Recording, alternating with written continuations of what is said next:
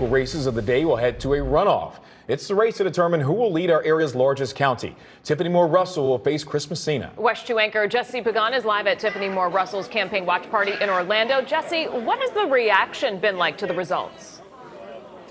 Yeah, Michelle, Sue, the reaction right tonight was essentially what you're hearing behind me. It's been a lively evening here from the jump with food, music, dancing. There was a crowd dancing at that a little while ago. It did take a minute for Tiffany Moore Russell to join the party as she waited for more of those ballots to drop. In the meantime tonight, though, her mother Barbara took to the stage and spoke a bit, and so did State House Representative Leonard Spencer, who lives in Orange County and also formally endorsed Tiffany in this race here. Now, around 8:15 tonight, Tiffany Moore Russell did come to the stage once the count showed her in the lead to quite some loud applause in the room. During her speech, she thanked her family, her campaign, and supporters, and she touted her experience as a former county commissioner and current county clerk as some of the reasons why she came out on top in tonight's primary.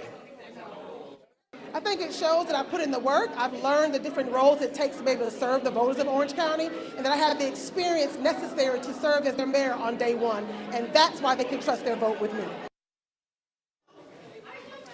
Moore Russell did end her speech tonight by saying the work continues tomorrow, and so it does as she now moves on to that runoff in November with Chris Messina. Speaking of, my colleague Megan Moriarty has been at Chris Messina's watch party with the campaign tonight. Megan, what was it like there tonight? Well, Jesse, it was very tight when it came to who was going to come in second, but ultimately Chris Messina was able to edge out Stephanie Murphy, and he will head to that runoff election. We want to show you what it looked like just moments after he learned that he was able to head to that November runoff election.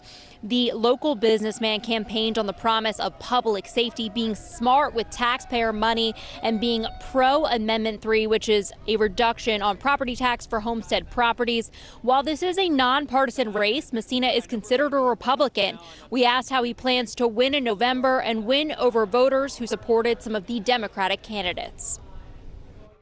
I think every voter wants to be excited about something, and they want to be excited about the future of Greater Orlando.